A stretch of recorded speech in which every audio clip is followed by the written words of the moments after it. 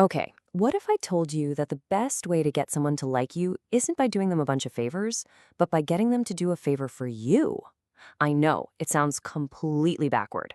But we're about to dive into one of the coolest, most counterintuitive ideas in social psychology. A technique that just might flip everything you thought you knew about building rapport. Yeah, read that again. It feels totally wrong, doesn't it? I mean, everything we're taught tells us to be helpful, to give, to offer our assistance. But what if the real secret to making a connection was actually in the asking? And that is the perfect question. It sounds like a recipe for being seen as needy, or maybe even annoying, right? But I promise you, the explanation behind this is not only fascinating, it's rooted in a brilliant little story from history and backed by some really solid science. So let's get right into it. To understand the why behind this, we first have to talk about the who. And in this case, it's one of America's founding fathers, the incredibly smart and, as it turns out, socially savvy Benjamin Franklin. He's the one who stumbled upon this powerful little trick. So, the story goes like this. Franklin had this political rival, a guy who really did not like him. Now, instead of trying to win him over by doing nice things for him, Franklin did something totally unexpected. He knew his rival had a very rare and valuable book in his personal library, so Franklin writes him a super polite note and asks if he could please borrow it. The rival, probably a little surprised but also flattered, said yes.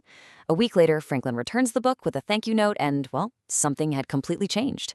The next time they saw each other, the rival walked up to him, was super friendly for the very first time, and they ended up becoming good friends. Wild, right?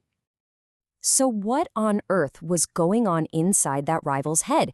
It wasn't magic, not at all. It was psychology. This clever move from Franklin pulls back the curtain on how our minds work, and it all comes down to a really well-known psychological principle. The big idea here is something called cognitive dissonance. The simple version is this. Our brains absolutely hate contradictions. We have this deep need for our thoughts and our actions to be in sync.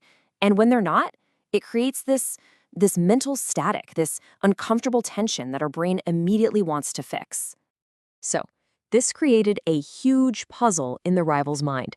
On one hand, he's got this long-held belief. I do not like Benjamin Franklin. But on the other hand, he's got this brand new action. I just did a really nice thing for him. See how those two things just don't line up?